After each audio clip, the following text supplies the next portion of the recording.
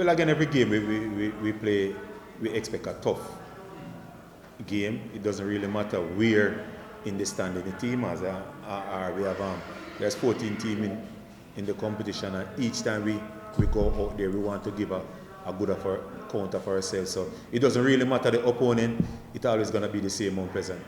And Harbour we have added several players to their roster since the window has opened. I mean, it's a different team you're going to be playing now than the team you played in the first round. How do you prepare for that, having not seen them play?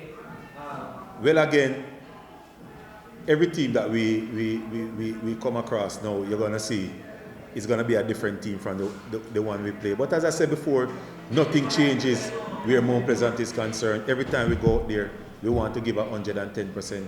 And the game on Sunday is no difference.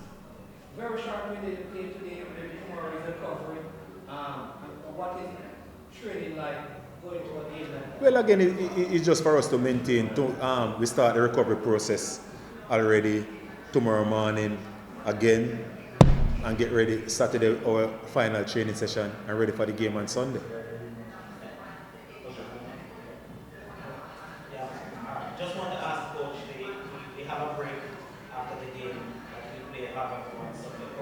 How welcoming is that break, especially after some hectic schedule? Well, I don't see it as a break because we continue our preparation, but I think probably, I don't know, as yet we might sit as a technical staff to decide.